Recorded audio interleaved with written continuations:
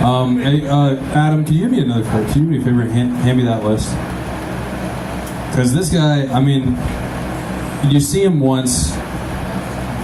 I mean, you see him once and you see him again and again, and every time he's just amazing. Blows us all away. Guys, give it up for Vance Dykes. Give it up for Vance Dykes, guys. Come on. All right, how's everybody doing tonight? All right, good. So I'm sure you guys can tell Bill Clinton's not here with me. Stay up, stay up, stay up. All right, so for those of you who weren't here last week, what happened was during our last performance, we got into a physical altercation. And as a result, he put out a restraining order against me. Oh. Yeah, that's what happened, guys. So, that's nothing to laugh about, a restraining order. That's not funny, guys. So, yeah, I'm not allowed to get within 10 feet of him, so he's not going to be on stage with me for a while, but you know what? Screw him. The show must go on, and I can do this without him, so let's go. Alright, so one of the things I learned about being a comedian is that it's like every other job in the world, in the sense that it has its casualties. You know, we always run the risk of hurting someone's feelings, and depending on what kind of person you are, that's not something that you want to do. Because we've all been to school as kids, we had to deal with those good-for-nothing boys like, "Hey Vance, chubby chubster, where are you going? You going back to Burger King to get yourself some more double cheeseburgers, fatty?" And that hurt my feelings. I was going to McDonald's. I'm kidding. I was actually going to Dunkin' Donuts. So it's like, and we wouldn't want to wish that upon anybody, hurting someone's feelings, you know, but we understand that that's part of the job. As comedians, we have to hurt people's feelings, we gotta hurt each other's feelings, we gotta make fun of ourselves, you know, because otherwise we don't get a laugh. And if we don't get a laugh, we don't get a paycheck. It's that simple. And I had an epiphany when I thought about that. I thought to myself, every occupation has its casualties. Like, for example, if you're a Christian missionary and you travel overseas to, don't get ahead of me, and you travel overseas to a foreign country to preach the gospel, you always run the risk of getting your head chopped off by a dictator.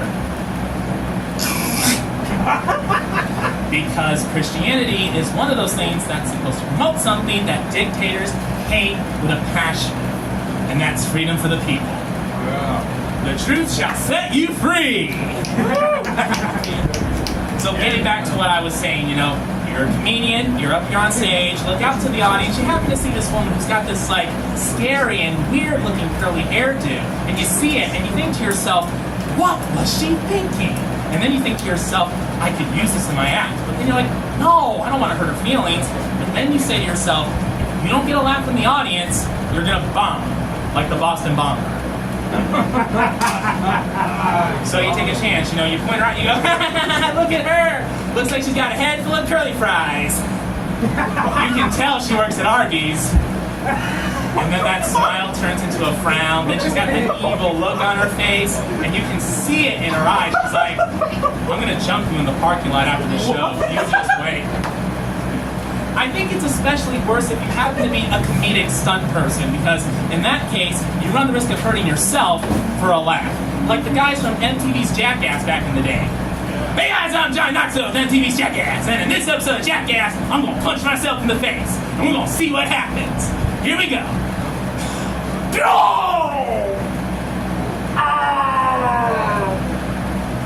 That's all! And that hurt. Oh, my nose is bleeding. That's cool. I think I should stop before I really get myself into some serious pain. But before I go, guys, I just have one thing to say. Please don't drink and drive. We have enough accidents here in the state of Florida, and I think I speak for everyone when I say we don't need any more accidents. Am I right or am I right? Yeah, so please do me a favor, make a promise to me. Don't drink and drive, okay? Drink while driving! No, guys, call a cab, call an Uber, call a Lyft, call your girlfriend, tell her how much you love her, tell her how much you need her, ask her to marry you, I don't care, just don't drink and drive. You guys promise me that? Yeah! Alright, good, thanks. This has been great, and I'll tell you something else that's great, guys. I think I gave a great performance tonight because I didn't have a deviant Democrat heckling me every chance that he got. Oh, yeah, and for the record, if you guys think that he's in my backpack right now, you are seriously mistaken. Nothing! Get me out of here!